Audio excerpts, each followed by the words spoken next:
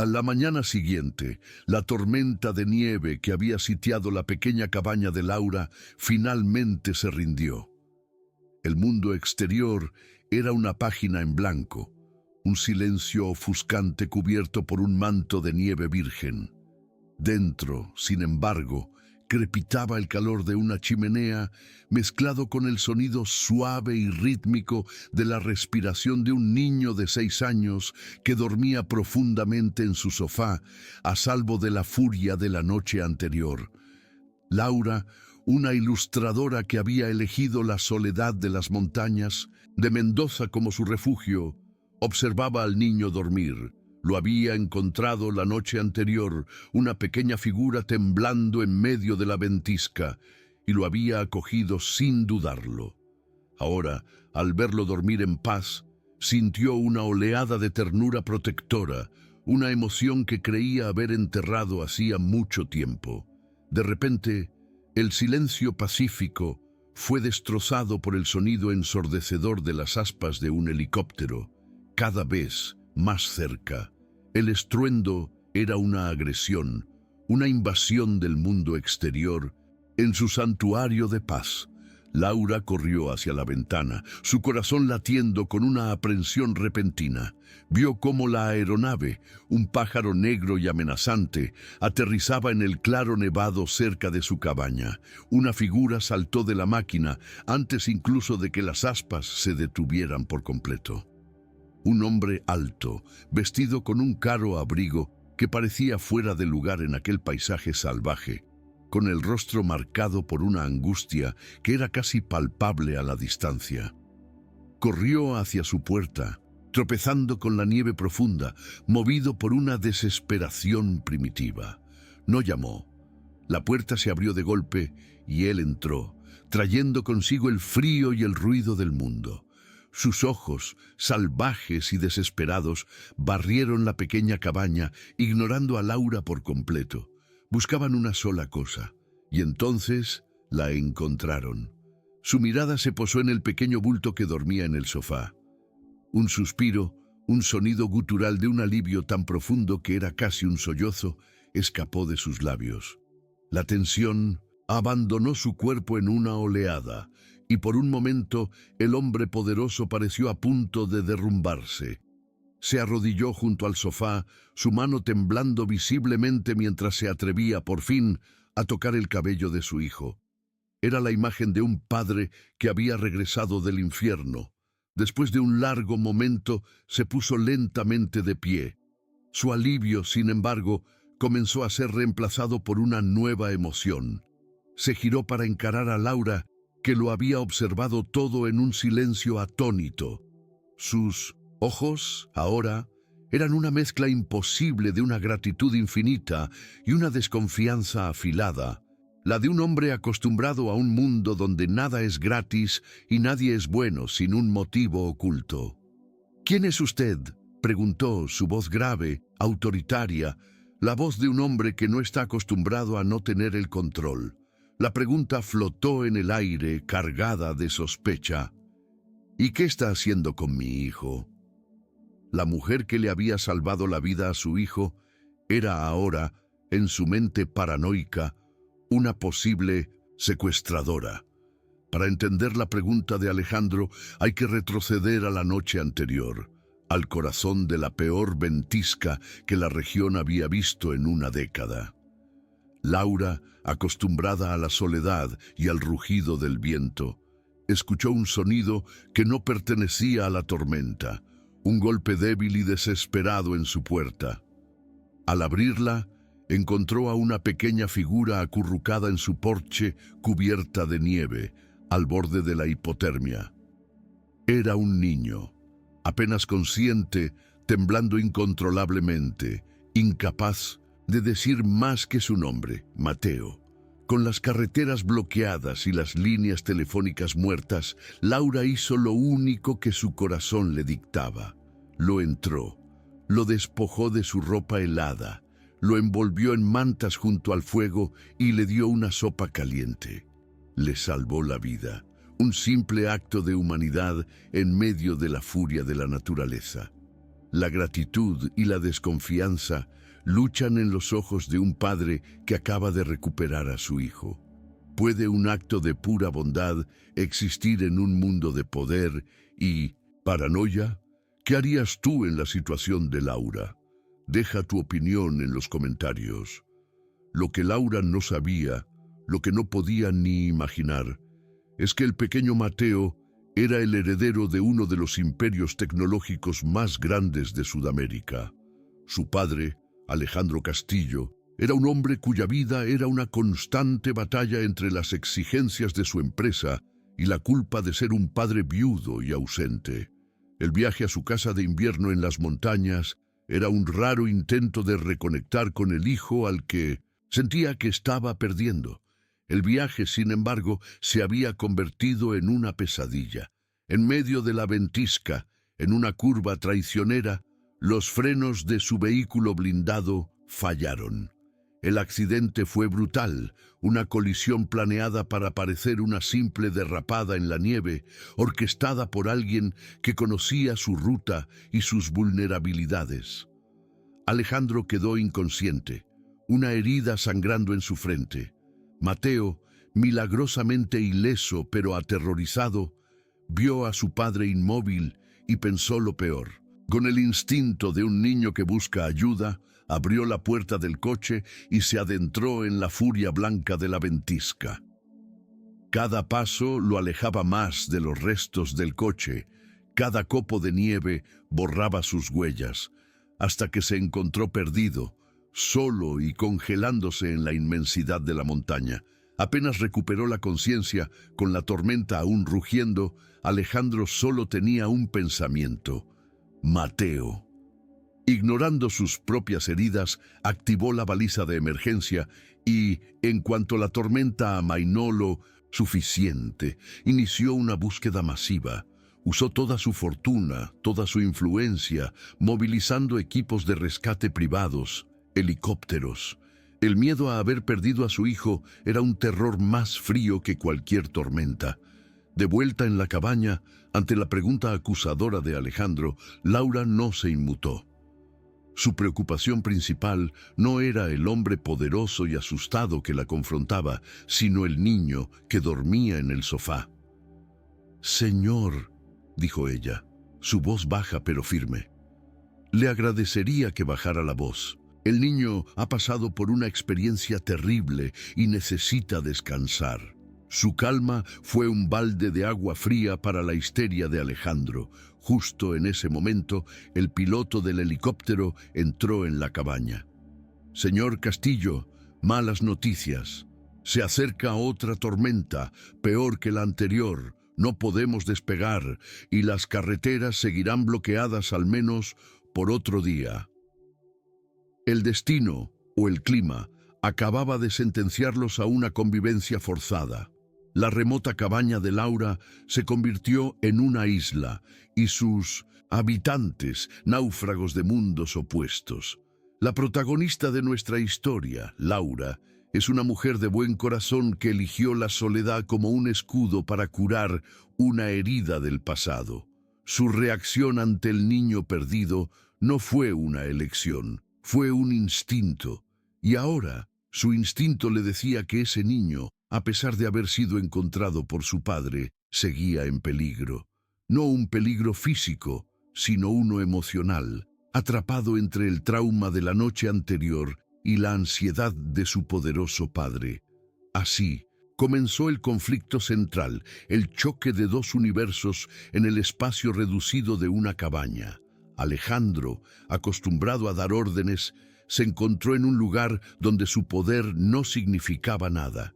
Caminaba de un lado a otro como un animal enjaulado, hablando por un teléfono satelital, coordinando una guerra invisible contra un enemigo que aún no tenía rostro. Laura, por su parte, simplemente le ofreció una taza de té caliente. Mateo se despertó, pero al abrir los ojos, su primera mirada no fue para su padre, sino para Laura. «¿Todavía hay sopa?», preguntó en un susurro, buscando la seguridad que ella le había proporcionado. Para Alejandro, esa simple pregunta fue más dolorosa que cualquier herida del accidente. Vio, con una claridad brutal, que en una sola noche esa extraña le había dado a su hijo una sensación de seguridad que él, con toda su riqueza, no había logrado darle en años. La gratitud de Alejandro luchaba una batalla campal contra su paranoia.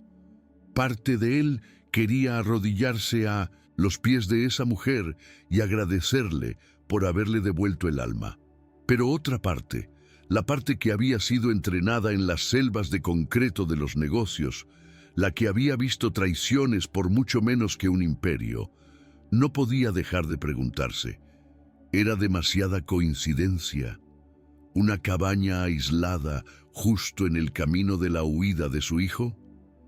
Su mente, acostumbrada a buscar ángulos y agendas ocultas, no sabía cómo procesar un simple acto de bondad. Mientras la nueva tormenta comenzaba a azotar las paredes de la cabaña, Alejandro, ya más calmado, se dedicó a lo que mejor sabía hacer: dirigir. A través de su teléfono satelital, coordinaba la investigación del accidente con su equipo de seguridad, que ya se encontraba en el lugar del siniestro. Exigía informes, pedía análisis, intentando reconstruir la pesadilla que había vivido. Fue entonces cuando llegó la llamada que lo cambió todo. Era su jefe de seguridad. «Señor Castillo», dijo el hombre, su voz grave y sin rodeos. «Acabamos de terminar el análisis preliminar de los restos del vehículo. Esto no fue un accidente. Las líneas de los frenos fueron cortadas. De una manera profesional y limpia. Alguien intentó matarlo». El mundo de Alejandro, que ya se había inclinado precariamente, ahora se volcó por completo. La nieve que caía afuera ya no era un simple fenómeno meteorológico. Era un muro que lo mantenía atrapado con su hijo, a merced de un enemigo invisible y sin rostro. Su paranoia, de repente, ya no parecía una exageración, sino un instinto de supervivencia.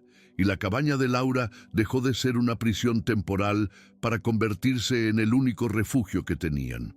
Su mirada hacia Laura cambió. La desconfianza fue reemplazada por una nueva y alarmante preocupación. Esa mujer, esa simple ilustradora, ya no era una sospechosa. Era una civil, una inocente que por un acto de pura bondad había sido arrastrada al centro de su guerra privada y peligrosa. Ahora, él no solo tenía que proteger a su hijo, tenía que protegerla a ella también. Mientras Alejandro lidiaba con esta nueva y aterradora realidad, Laura se dedicó a sanar al único paciente que le importaba, Mateo. Al ver al niño todavía asustado y retraído, recurrió a su propio lenguaje, a su propia medicina.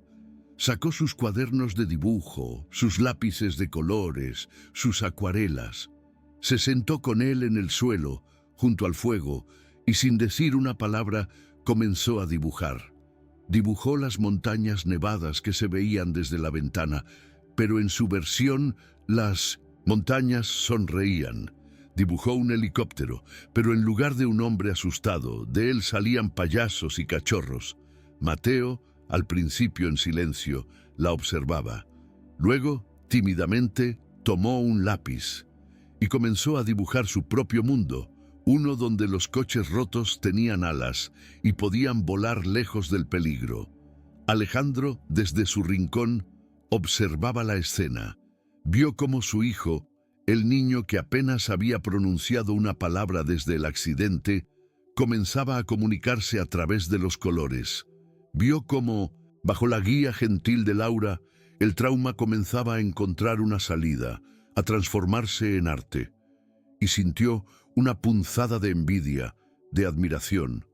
Esa mujer, con un simple lápiz, estaba logrando lo que él, con toda su fortuna, no había podido.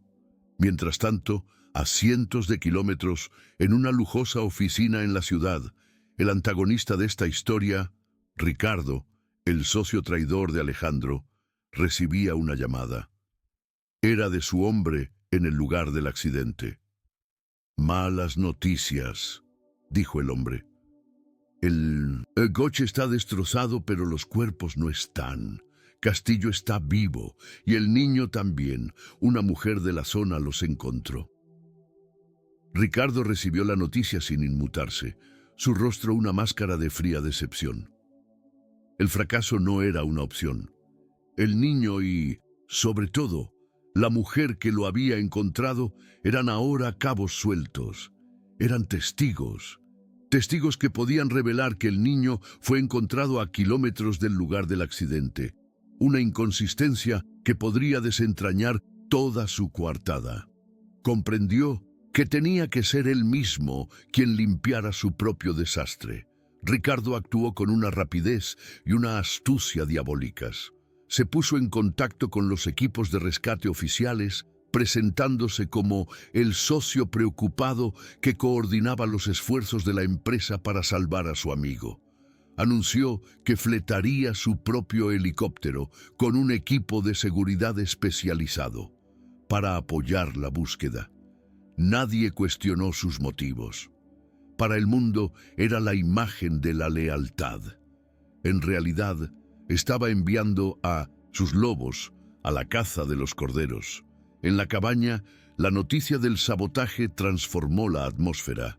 La ansiedad de Alejandro fue reemplazada por una determinación helada, la de un hombre que se sabe en guerra. Su primera acción fue asegurar el perímetro. Revisó las cerraduras de las puertas y las ventanas, bloqueó la entrada principal con un pesado mueble.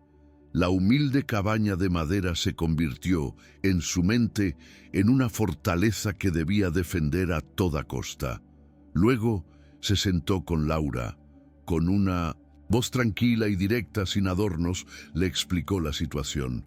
Laura, no estamos atrapados aquí por una tormenta, estamos escondidos. Alguien intentó matarme y ahora saben que mi hijo y usted están vivos. Eso los convierte en testigos, en objetivos. No intentó suavizar la verdad. La respetaba demasiado para mentirle. Laura recibió la noticia no con pánico, sino con una extraña y sombría calma. Su vida de reclusión había sido una huida de un dolor pasado, una forma de evitar el peligro del mundo exterior. Pero ahora, el peligro había llamado a su puerta, y en lugar de acobardarse, sintió que una vieja fuerza, una que creía haber perdido para siempre, despertaba en su interior. Miró al pequeño Mateo, que dibujaba ajeno a todo, y supo que no iba a huir. «Yo también perdí a alguien», le dijo a Alejandro, su voz un susurro cargado de una historia que él no conocía. «Perdí a mi propia hija en un accidente hace años. Sé lo que es el miedo a perderlo todo, y sé lo que es luchar para proteger lo que amas». Al compartir su herida, creó un puente de empatía entre ellos, un entendimiento que iba más allá de su situación actual. Él, finalmente, entendió la profundidad de la bondad de ella. El arco de Laura, su viaje de salida de la reclusión, comenzó en ese momento. Al cuidar de Mateo y al enfrentarse al peligro que lo rodeaba, se vio obligada a reconectar con el mundo, a salir de la concha de dolor en la que se había refugiado.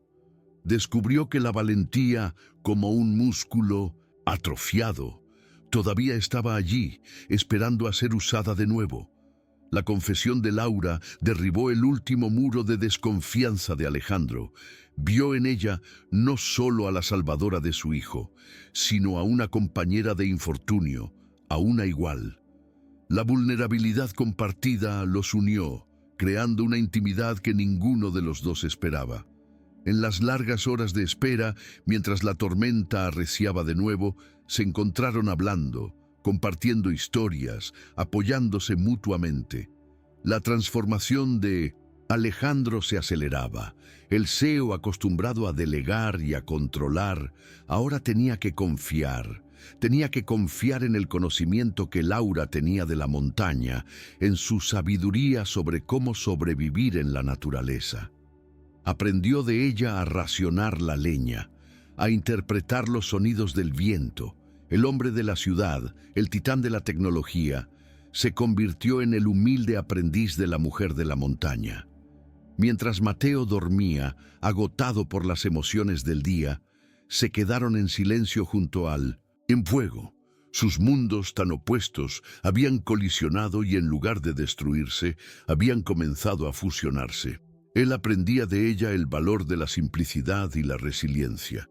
Y ella, al verlo luchar con tanta ferocidad por su hijo, recordaba lo que era sentir un propósito, lo que era luchar por alguien más que por uno mismo. De repente, en medio del aullido del viento, oyeron un sonido distante pero inconfundible, un zumbido grave, mecánico, que se acercaba. Era otro helicóptero, luchando contra la tormenta. Se miraron, la misma pregunta aterradora en sus ojos. ¿Eran los verdaderos equipos de rescate o eran los hombres de Ricardo que venían a terminar el trabajo? La frágil paz de su refugio estaba a punto de hacerse añicos. El clímax de la historia, el enfrentamiento final, comenzó con el sonido de ese segundo helicóptero.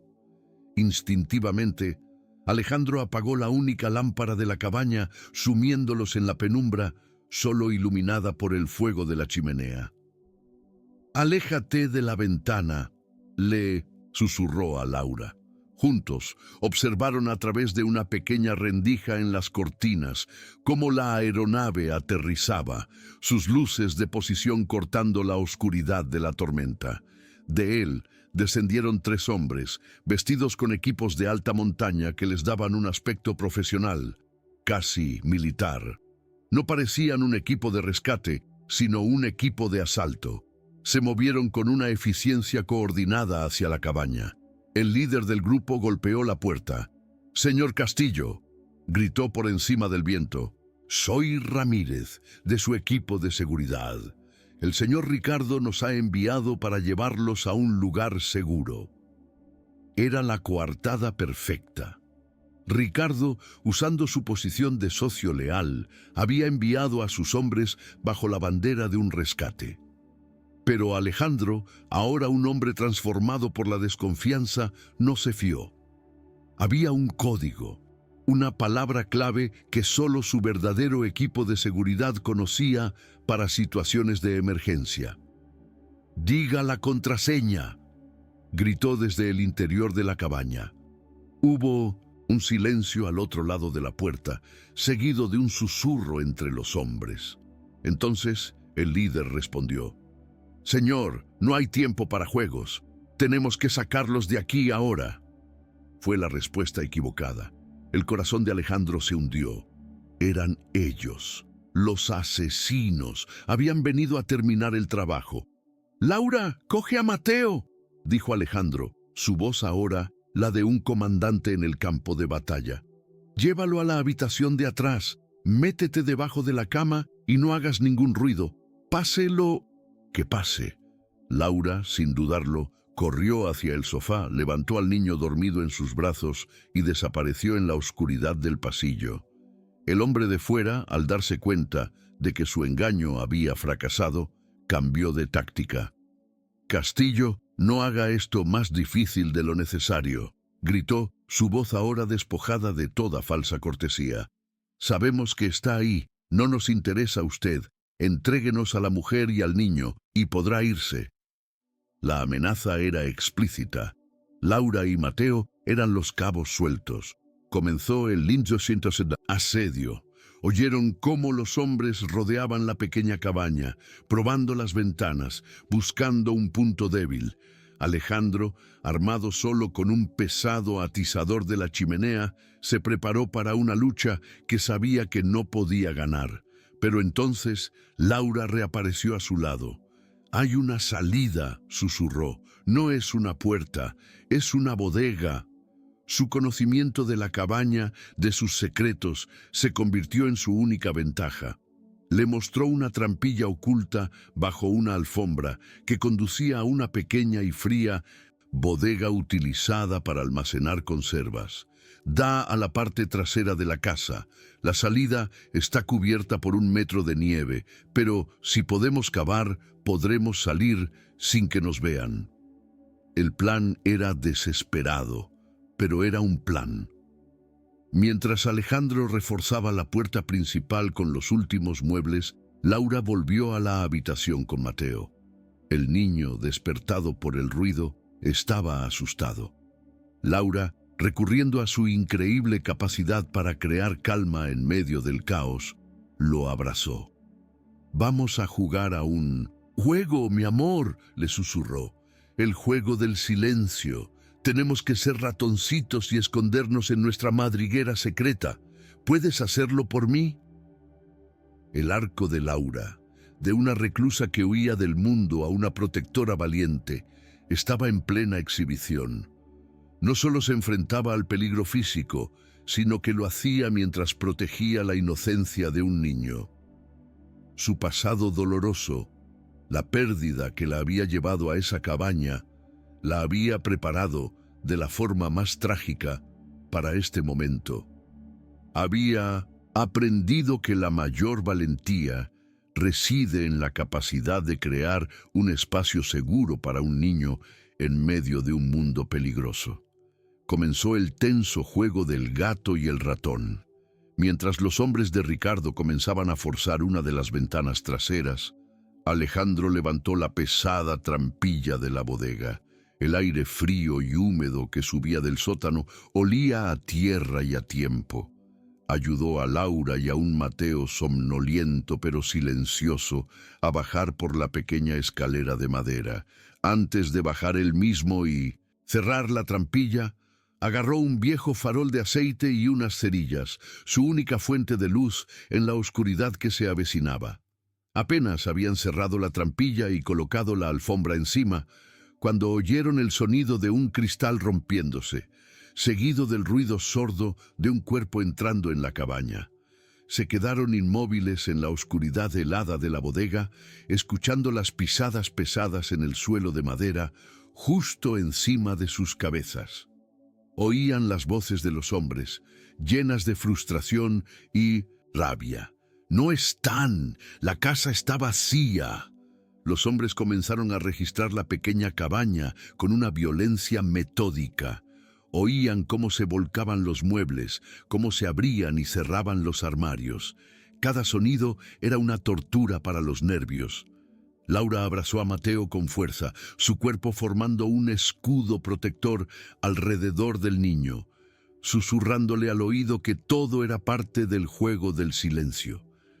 En un momento, uno de los hombres caminó directamente sobre la alfombra que cubría su escondite. Contuvieron la respiración, oyeron cómo el hombre pateaba la alfombra con frustración. «¿Y esta bodega?», preguntó una voz. «Está cerrada por fuera, parece que no la usan desde hace años», respondió otra. «Deben haber escapado a la tormenta. Son estúpidos, no sobrevivirán». El alivio que sintieron fue tan intenso que casi se desmayan. Mientras los hombres decidían si buscarlos fuera o esperar a que la tormenta amainara, Alejandro y Laura comenzaron su propio trabajo desesperado. Al fondo de la bodega había una pequeña portezuela, apenas un respiradero, que daba al exterior. Estaba bloqueada por una montaña de nieve que la tormenta había acumulado. Usando sus propias manos y un par de viejas palas que encontraron, comenzaron a cavar en un silencio frenético. El arco de Alejandro, su viaje de reevaluación de sus prioridades, alcanzó su punto culminante en la oscuridad de esa bodega. Despojado de su riqueza, de su tecnología, de su poder, se encontró reducido a su esencia más primitiva. Un padre luchando por la vida de su hijo.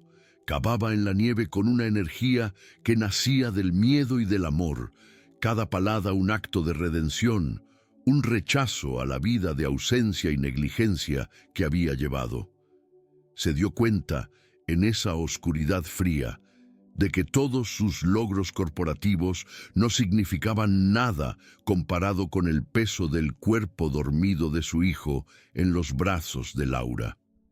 Comprendió que la verdadera seguridad no residía en los coches blindados o en las cuentas bancarias, sino en la valentía de una mujer de buen corazón y en la propia fuerza para proteger a su familia. Laura, por su parte, se había convertido en la líder de su pequeña y desesperada expedición. Su conocimiento del terreno, su calma bajo presión, su capacidad para cuidar de Mateo mientras se enfrentaba al peligro, la convirtieron en el ancla del grupo. Alejandro, por primera vez, no dirigía, seguía. Seguía el ejemplo de una mujer cuya fuerza no provenía del poder, sino de la resiliencia.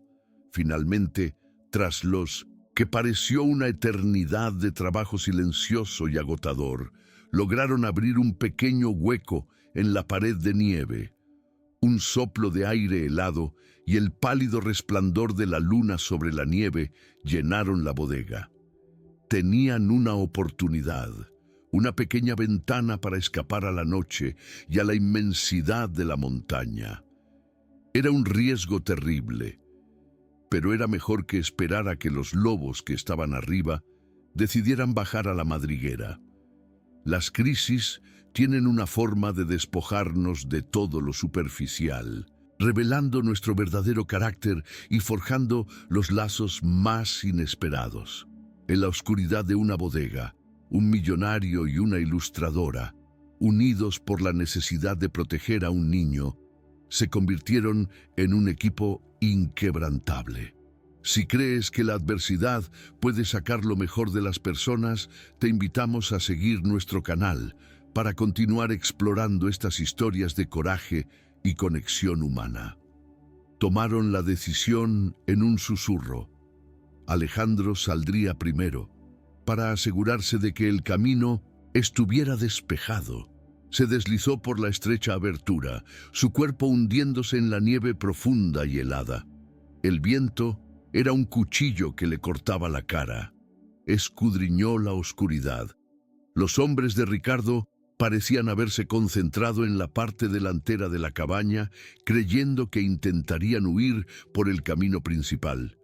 Era su oportunidad. Hizo una seña y Laura, con Mateo bien sujeto a su espalda, salió tras él. Comenzó su huida a través de la noche helada. No se dirigieron hacia la carretera, hacia la civilización. Laura, en su elemento, los guió en la dirección opuesta, hacia el corazón de la montaña, hacia los bosques más profundos. «Conozco un lugar», le susurró a Alejandro, su aliento formando nubes blancas en el aire. «Una vieja cabaña de pastores. No está en ningún mapa. Si podemos llegar allí, estaremos a salvo hasta que amanezca».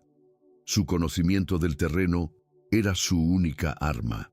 Se movían como fantasmas a través del paisaje nevado, aprovechando la cobertura de los árboles, pisando sobre las rocas para no dejar huellas. Laura conocía cada sendero, cada arroyo congelado, cada secreto de aquella montaña que había sido su única compañera durante años. Se había convertido en la guía, la protectora, la comandante de su pequeña y desesperada unidad familiar.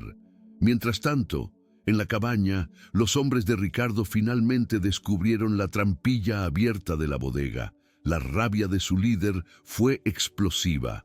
«¡Encuéntrenlos!», gritó. «No pueden haber ido muy lejos. Sigan las huellas. Los quiero vivos, sobre todo a la mujer y al niño». La cacería humana había comenzado. Las luces de sus potentes linternas comenzaron a cortar la oscuridad del bosque, como los ojos de una bestia que busca a su presa. Alejandro, a pesar de sus heridas y del agotamiento, sintió una oleada de fuerza que no sabía que poseía. Tomó a Mateo de la espalda de Laura. «Yo lo llevo», dijo. «Tú guíanos». Llevaba el peso de su hijo en brazos, su calor un ancla en el frío glacial, y en 1900 ese acto sintió por fin lo que era ser un padre de verdad. No un proveedor, no un extraño poderoso, sino un protector, un hombre dispuesto a caminar a través del infierno por la seguridad de su hijo. El arco de Alejandro estaba alcanzando su culminación. La montaña lo estaba despojando de todas sus capas de civilización, de su estatus, de su riqueza. Lo estaba reduciendo a su forma más esencial. un hombre luchando por su familia, y en esa lucha encontró una fuerza y un propósito que ninguna sala de juntas le había dado jamás. La persecución era implacable. Veían las luces de las linternas moviéndose entre los árboles, cada vez más cerca.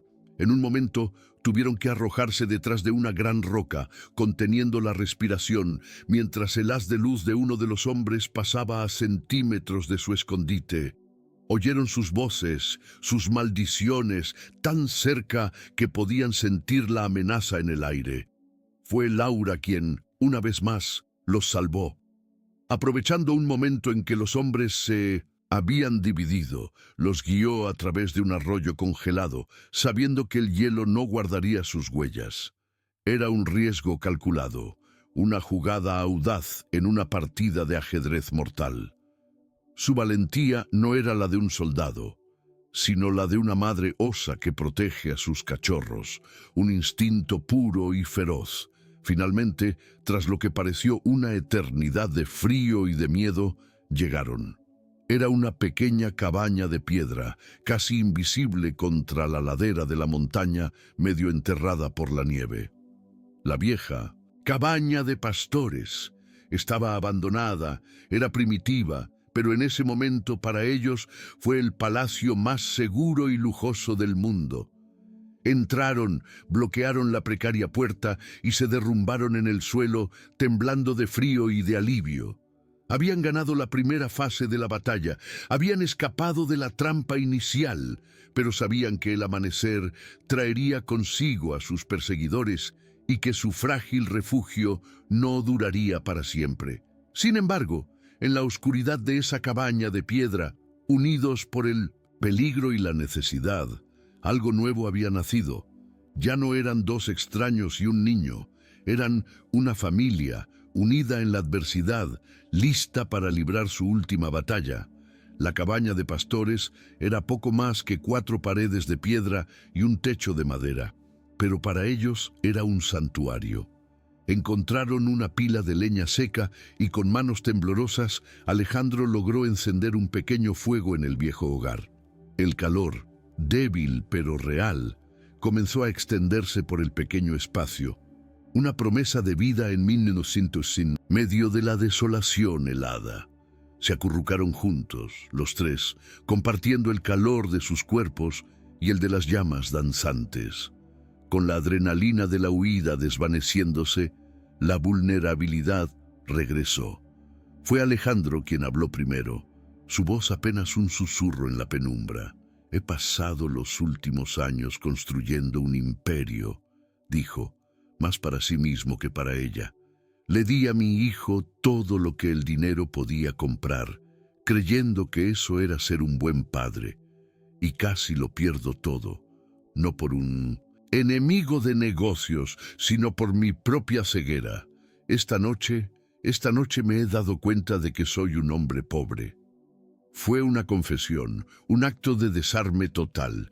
El CEO todopoderoso se desvaneció, dejando solo a un padre asustado y arrepentido. Laura lo escuchó, y en su dolor reconoció el eco del suyo propio. No le ofreció palabras de consuelo vacías, simplemente extendió la mano y apretó la suya. «No eres pobre, Alejandro», le dijo. «Estás aquí, estás luchando por él. Eso es lo único que te hace rico». En ese simple gesto, en esa oscuridad compartida, su conexión se selló. Ya no eran dos extraños unidos por el azar. Eran dos almas que habían conocido la pérdida y que ahora se aferraban a la esperanza, la una en la otra. El amor, de la forma más inesperada y en las circunstancias más extremas, comenzaba a nacer entre ellos. Pero sabían que su tregua era temporal. El amanecer traería a sus perseguidores. Alejandro sacó su teléfono satelital, rezando para que la señal fuera lo suficientemente fuerte.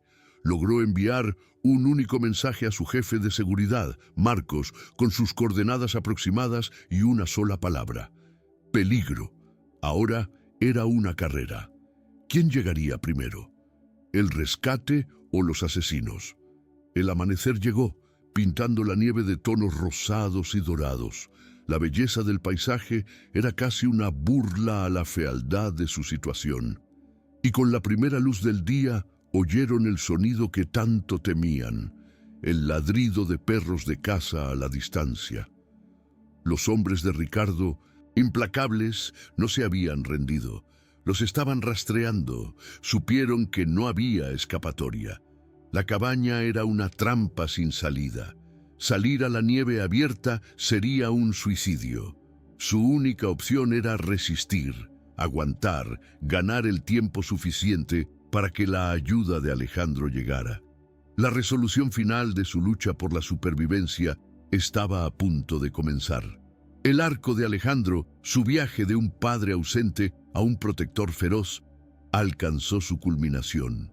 Se paró frente a la precaria puerta de 1900, la cabaña con el atizador de hierro en la mano, listo para enfrentarse a 3 hombres armados por la vida de su hijo y de la mujer que había empezado a amar. Ya no era un CEO, era un guardián. Laura, por su parte, se dedicó a proteger a Mateo de la única manera que sabía. Lo llevó al rincón más oscuro de la cabaña y con un trozo de carbón de la chimenea comenzó a dibujar en las paredes de piedra. Le dibujó un mundo mágico, lleno de animales que hablan y bosques encantados, una historia para mantener su mente alejada del terror que se acercaba. El sonido de las pisadas en la nieve se detuvo justo fuera de la puerta. Hubo un silencio, tenso y expectante, y luego un golpe violento, el sonido de una bota pesada intentando derribar la puerta. El asalto final había comenzado, la frágil paz de su refugio se hizo añicos, y la batalla por sus vidas entró en su fase más brutal y desesperada. La puerta de madera vieja tembló bajo el impacto, la madera gimiendo en protesta. Alejandro se apoyó contra ella con todo su peso, el atizador de hierro en la mano, su única y patética arma. Sabía que era solo cuestión de tiempo. La puerta no aguantaría mucho, pero cada segundo que ganaba era un segundo más de vida para su hijo. Fue entonces cuando Laura, en un destello de inspiración nacido del pánico y de su conocimiento de cada rincón de aquella vieja construcción, vio una posibilidad. Señaló hacia el techo, justo encima de la entrada. Una pesada viga de madera, podrida por los años, sostenía parte del tejado, y el soporte que la unía a la pared de piedra estaba visiblemente suelto. Le susurró su plan al oído a Alejandro. Era un plan desesperado, un plan que podía derrumbar el techo sobre sus propias cabezas, pero era su única oportunidad. Mientras Alejandro seguía haciendo fuerza contra la puerta, dándoles unos segundos preciosos, Laura se subió a una vieja mesa. Con un trozo de hierro que encontró en la chimenea, comenzó a golpear el soporte de la viga, intentando soltarlo del todo. Cada golpe era un riesgo, un sonido que podía alertar a los hombres de fuera. Era una carrera contra la destrucción de la puerta. Finalmente, con un crujido ominoso, la puerta cedió. El primer hombre irrumpió en la cabaña, su rostro una máscara de furia, su arma levantada, pero no tuvo tiempo de reaccionar. ¡Ahora!, gritó Alejandro. Laura, con un último golpe certero, liberó la viga. La pesada madera cayó con la fuerza de un árbol, golpeando al hombre en la cabeza y el hombro, y derrumbándolo en el suelo inconsciente. El segundo hombre, sorprendido por la caída de su compañero, vaciló por un instante. Y ese instante fue todo lo que Alejandro necesitó. Se abalanzó sobre él como una furia, no con la técnica de un luchador, sino con la desesperación de un padre. Fue una pelea brutal, torpe, primitiva. Rodaron por el suelo, intercambiando golpes, cada uno luchando por su propia versión de la supervivencia. El tercer hombre, el líder, entró en la cabaña y evaluó la escena. Ignoró a Alejandro, que estaba ocupado con su compañero, y se dirigió directamente hacia la habitación donde sabía que se escondían sus verdaderos objetivos, la mujer y el niño. Laura, al verlo venir, se interpuso en su camino, armada solo con su propio cuerpo. Fue un acto de un coraje suicida, pero le dio a Alejandro el tiempo que necesitaba. Dejó fuera de combate al segundo hombre y con un grito de pura rabia se lanzó contra el líder, derribándolo justo cuando estaba a punto de apartar a Laura. La lucha por la vida de Mateo se redujo a una batalla desesperada en el suelo de una cabaña perdida en las montañas. El líder era más fuerte, más experimentado. Logró zafarse de Alejandro y lo arrojó contra la pared. Se levantó, sacó su arma y apuntó, no a Alejandro, sino a Laura. «Se acabó el juego, Castillo», dijo, pero justo cuando su dedo comenzaba a apretar el gatillo, un sonido nuevo y ensordecedor llenó el aire, un sonido que no era el de la tormenta. Era el sonido de otro helicóptero, esta vez mucho más cerca, casi sobre ellos. A través de la puerta rota, vieron las luces de bengala de un equipo de rescate descendiendo. Era Marcos, era la caballería. Habían llegado. El líder de los matones, al ver que el juego había terminado, dudó por un instante, dándole a Alejandro la oportunidad de lanzarse sobre él una última vez. La llegada del equipo de seguridad de Alejandro fue rápida y profesional. En cuestión de segundos, los hombres de Ricardo fueron neutralizados y detenidos. El clímax, la batalla por la supervivencia, había terminado. La cabaña, antes un refugio, luego una fortaleza, era ahora el escenario de una victoria agónica.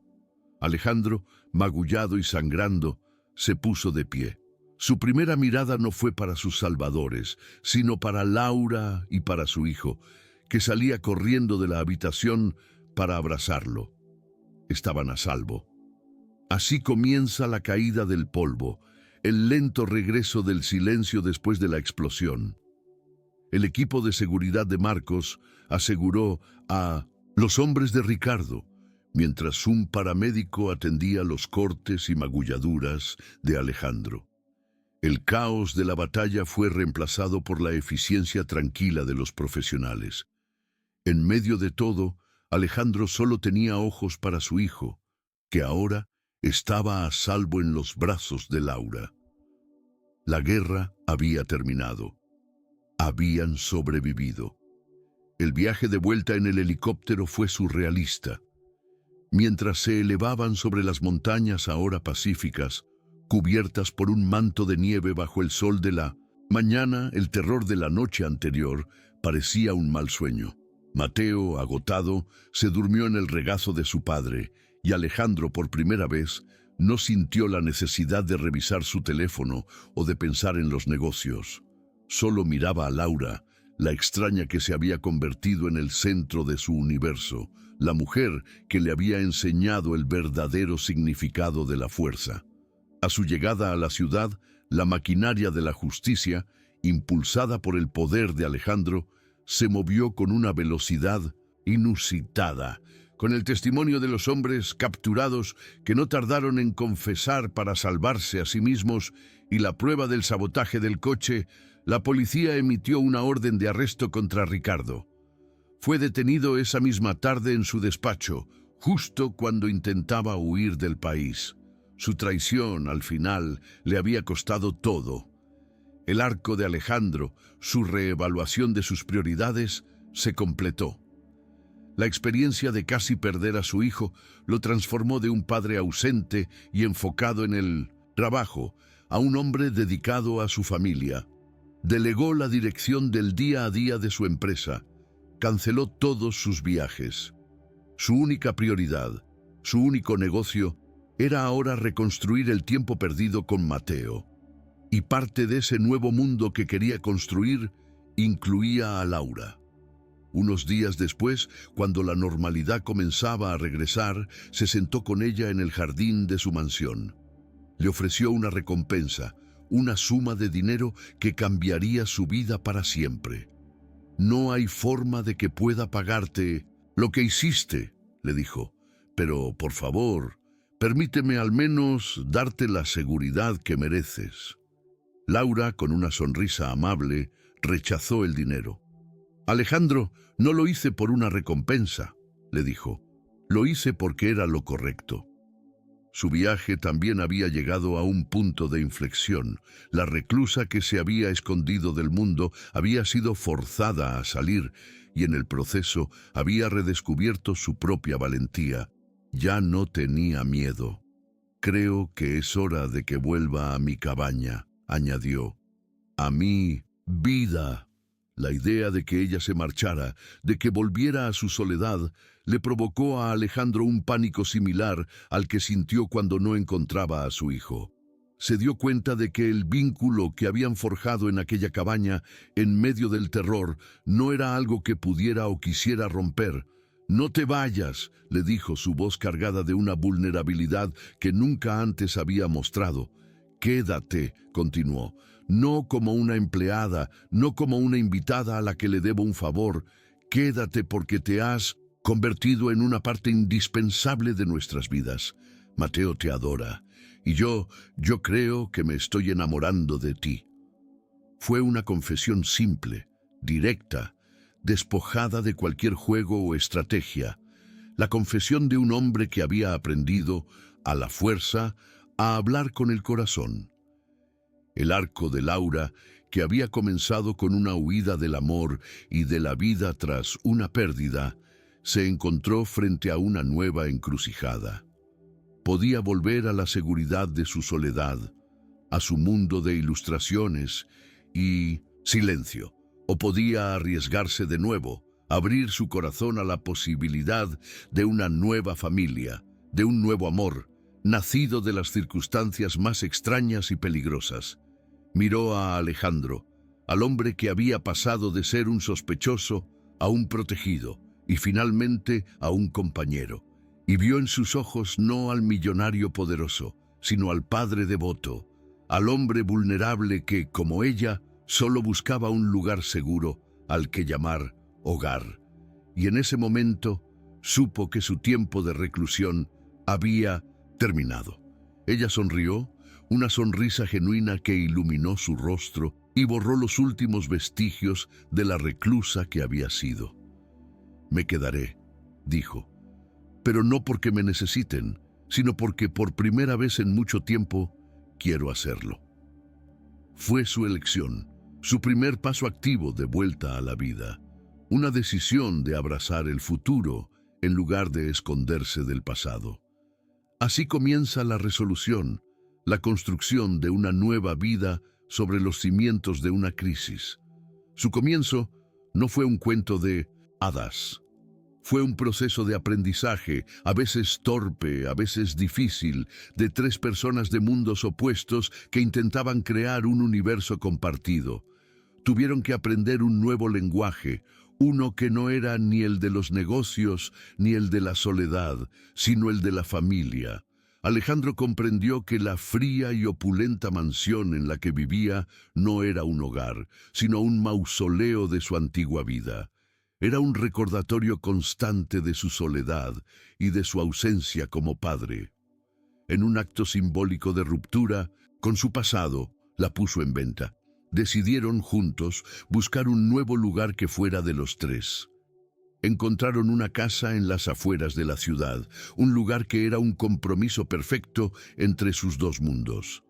Tenía un gran jardín salvaje donde Laura podía sentir la tierra y donde Mateo podía jugar, pero estaba lo suficientemente cerca de la civilización para que Alejandro pudiera seguir conectado con su trabajo.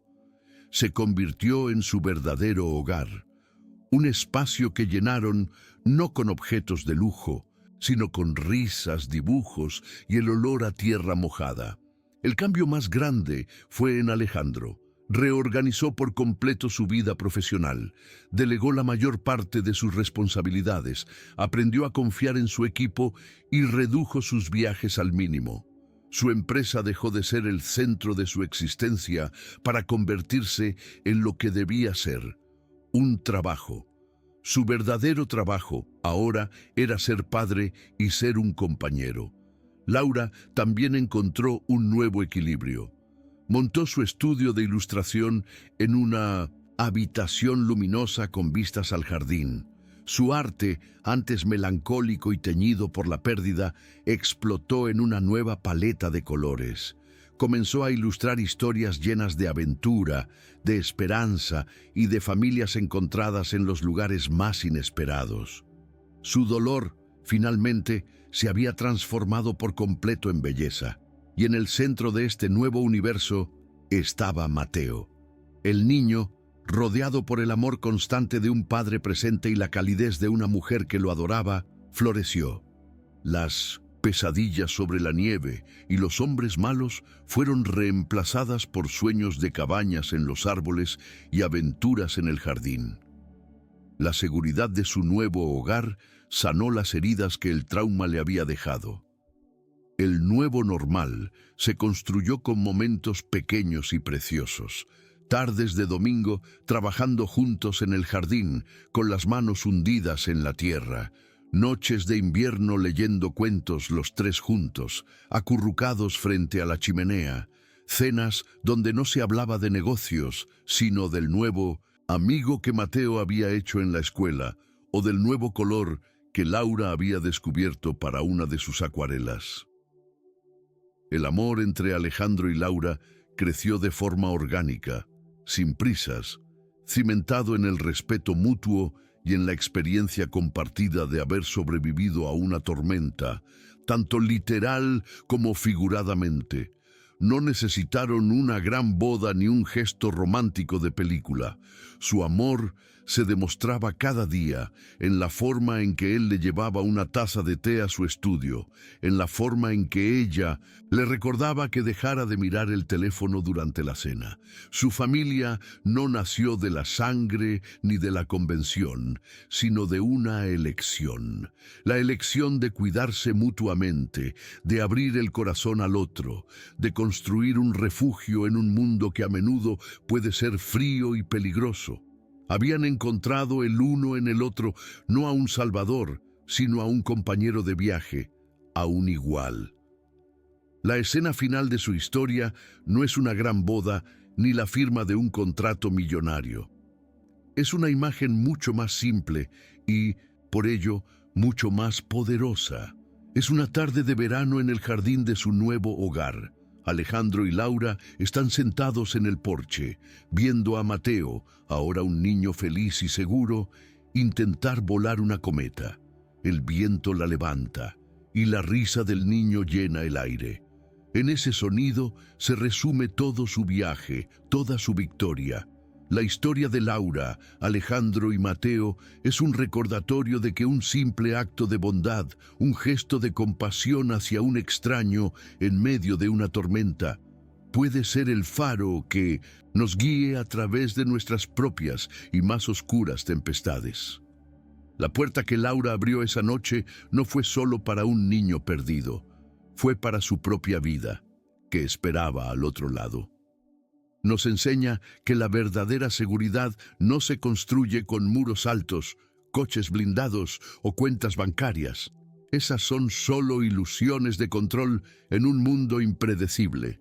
La verdadera seguridad, la única que de verdad nos puede dar cobijo, se encuentra en un corazón abierto, en la valentía de cuidar los unos de los otros, en la calidez de una mano que se extiende en la oscuridad. El viaje de Alejandro nos muestra que a veces debemos perderlo todo, o casi perderlo, para darnos cuenta de lo que realmente importa. Tuvo que enfrentarse a la muerte y a la traición para comprender que su mayor imperio no estaba en sus oficinas, sino en el corazón de su hijo. Y tuvo que ser rescatado para aprender que la mayor fuerza reside en la humildad de aceptar ayuda. Y la historia de Laura es un testimonio de que la sanación a menudo llega cuando dejamos de buscarla. Al salir de su propia reclusión para salvar a otro, encontró, sin quererlo, la salvación para sí misma. descubrió que el corazón, por muy herido que esté, nunca pierde su capacidad de amar y de formar una nueva familia. La familia, como nos recuerda esta historia, no siempre está definida por la sangre. A veces, la familia se encuentra en los lugares más inesperados. Es un refugio que construimos con aquellos que nos ven, nos cuidan y luchan a nuestro lado cuando el mundo se vuelve hostil. Es un equipo forjado en el fuego de la adversidad. ¿Cuántas veces cerramos nuestras puertas, literal y figuradamente, por miedo al extraño, por miedo a lo desconocido? ¿Cuántas veces, en nuestro afán por protegernos, nos aislamos de las mismas conexiones humanas que podrían salvarnos? La historia de esta familia inesperada nos invita a considerar la posibilidad de abrir la puerta un poco más. Creemos que los actos de bondad son las semillas de las que nacen las historias más extraordinarias, y que la conexión humana es el único refugio verdadero en un mundo a menudo tormentoso. Cada vez que elegimos la compasión por encima de la sospecha, estamos encendiendo una pequeña luz en la oscuridad. El viaje de estos 3 náufragos, desde una cabaña aislada hasta un hogar lleno de amor, nos demuestra que no importa cuán dura sea la tormenta, la calidez de un corazón humano siempre puede ser más fuerte. El mundo necesita más historias que nos recuerden el poder de un simple acto de bondad y la belleza de las familias que elegimos. Si esta narrativa ha encontrado un lugar cálido en tu corazón, tu suscripción a nuestro canal es el fuego que nos permite seguir compartiendo estas historias de esperanza y conexión. Gracias por acompañarnos.